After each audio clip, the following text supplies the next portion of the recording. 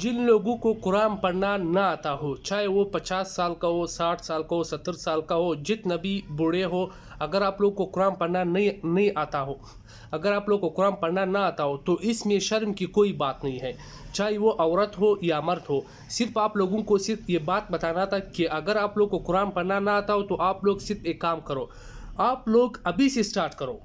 इसमें शर्म की कोई बात नहीं। आप किसी माहिर घर में कोई अगर मौलवी है या घर में कोई माहिर आदमी है जिसको कुरान पढ़ना आता हो, उससे मतलब दिन में 15 मिनट 20 मिनट आधा घंटा बैठा करो रोज़, उससे पढ़ना स्टार्ट करो, सीखना स्टार्ट करो।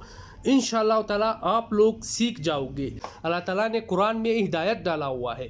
आप लोग अगर अभी से कुरान स्टार्ट करो, चाहे जितना भी उम्र है आपका, अल्लाह ताला आपको सिखाएगा। इसमें बहुत से बरकतें हैं कुरान मजीद में। तो इसलिए आप लोग जितना भी उम्र है आप लोग का, उसको मत देखो, आप लोग अभी से स्टार्ट करो। इसमें शर्म की कोई बात नहीं, ये अल्लाह ताला का कलाम है। क्योंकि ये बड़ा ताजुब की बात है, जिसको कुरान पढ़ना ना आता हो ना और अपने आप को मुसलमान कहता हो, ये बहुत अजीब बात है, बहुत ताजुब की बात है।